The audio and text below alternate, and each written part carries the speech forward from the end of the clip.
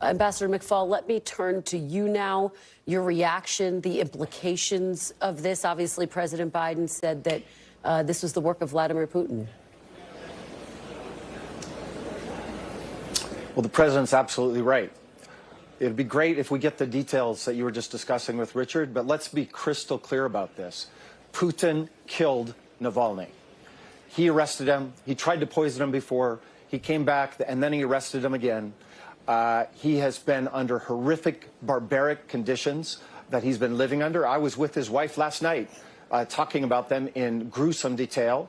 And make no doubt about it, what actually happened, hopefully we'll know, probably not, because it's Putin's Russia.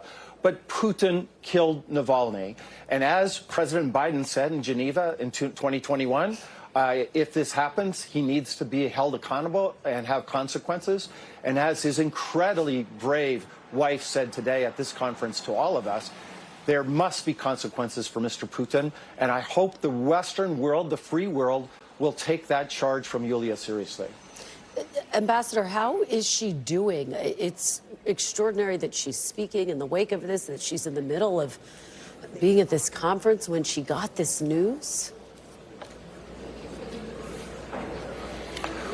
Well, like I said, I saw her last night. I've known Yulia, I've known Alexei for a long time. His daughter goes to school at Stanford where I teach. These are my friends. Alexei was my friend. Last night, we were talking about his health, as we always do. The very first thing you talk about is that, and the first phrase is always, he's doing fine. And that's what Alexei always wanted everybody to think and believe, and he would joke about that. And then the next paragraph is how difficult it was for him to remain alive. I think her situation here today, she was in shock. I talked to her this morning. Obviously, she wanted to give comfort to her daughter back at Stanford, and my family is helping to do that. But she's also incredibly tough, and she takes seriously what Alexei himself said to the whole world. If I'm ever killed, keep fighting.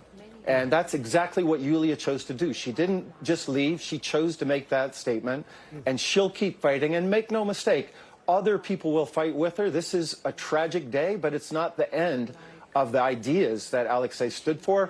And Yulia herself will be, I think, one of the strongest vocal proponents of those ideas for the rest of her days on this planet. Well, if today is any indication, that will certainly be the case. And of course, Ambassador, what makes this so disturbing is that he's not, of course, the only one of Putin's critics to die mysteriously.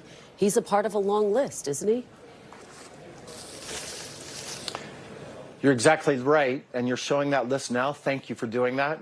There's another one of my friends on that list, Boris Nemtsov, who was killed in 2015. And I hope that this is finally a wake-up call, because Putin killed Navalny today, and he also killed a lot of Ukrainians today. And he's been killing them every single day. And I share President Biden's outrage. How can you sit in the American Congress, in the House of Representatives today, and block assistance to Ukrainian soldiers fighting? I met many warriors today at this conference. They can't fight. They don't have the ammunition to do that.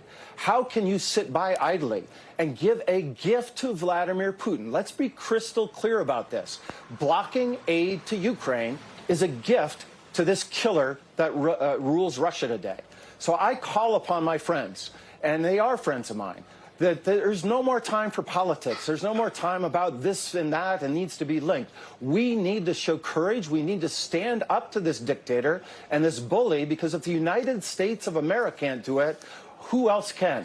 This is a critical moment in our history. It's time we do the right thing, and we do it now. Very quickly, Ambassador, what, if any, actions do you want to see the United States take in retaliation for this? President Biden has signaled that there will be consequences. One, pass the aid deal. That's number one, top. Two, we have seized Russian assets in the United States and here in Europe. Give those assets to Ukraine. I know for a fact that that's what Alexei Navalny would want us to do right now.